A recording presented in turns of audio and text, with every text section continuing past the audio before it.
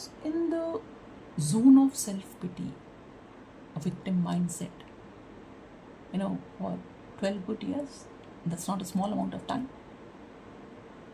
But when universe aligned me to the right mentors to bring about the much required mindset transformation, that is a time when I started being aware that this is not right. The way that I am leading my life is not the right way to lead it, and it will not lead me to my ultimate goal. A lot of time and effort was spent by me and by my mentors to groom me, to uplift me, to revive me. And then when I walked this journey of self-transformation, and which I am presently also walking, this brought in the much required change in the way that I perceive things, I take life, and that is a time when I revived and transformed. And I want to help the wider community who are into that zone or who are my previous version. I want to uplift them, lend a helping hand, and to get them out of that zone, which is no less than a black hole, because negativity sucks. आपकी life को ना निचोड़ देगी, और वो एक black hole की तरह है. कुछ भी सिचुएशन होगी, आप कहीं पे भी हो गए, टाइम एंड अगेन कुछ भी ट्रिगर आएगा ना, एंड देन यू गॉन. तो इससे इम्पैक्ट किस पे आता है? इम्पैक्ट सबसे पहला आता है हेल्थ पे, बट स्लोली आता है. आपको नहीं पता लगता.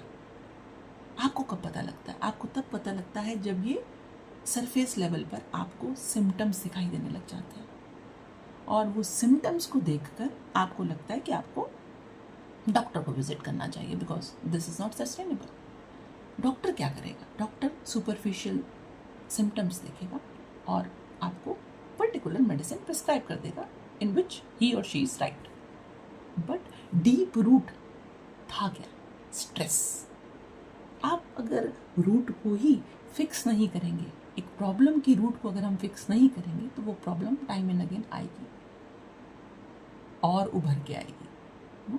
तो हमें करना क्या है? हमें अपने आप को चेंज करना है, राइट? क्यों चेंज करना है? अपनी बेटरमेंट के लिए चेंज करना है. It is time to get real, it is time to face the harder reality. जो भी लाइफ है ना, उसको एक्सेप्ट करो सबसे पहले. व्हेन द एक्सेप्टेंस कम, तो माइंड एक बार को पीस में आ जाता है. वो जब एक्सेप्टेंस आ जाएगी, तभी आप रिवाइव कर पाओगे उस सिचुएशन से जिस जाल में आप फंसे हुए हो. Why I am posting content on the social media, be it n number of platforms? Because now is the time when it is universe calling that I want to help people. I want to help, giving them a helping hand to come out of that zone and to walk towards a better person. I took my health for granted when I was in that zone. I was doing yoga, I was walking, and उतना चल रहा था. But जब तक वो mind set transformation की journey पर मैं चली नहीं ना, तब तक ये चीज़ें भी मुझे ज़्यादा हेल्प नहीं करी. क्योंकि आपके अंदर जो क्वेश्चंस आते हैं ना, वो होता है why me, why is it happening to me.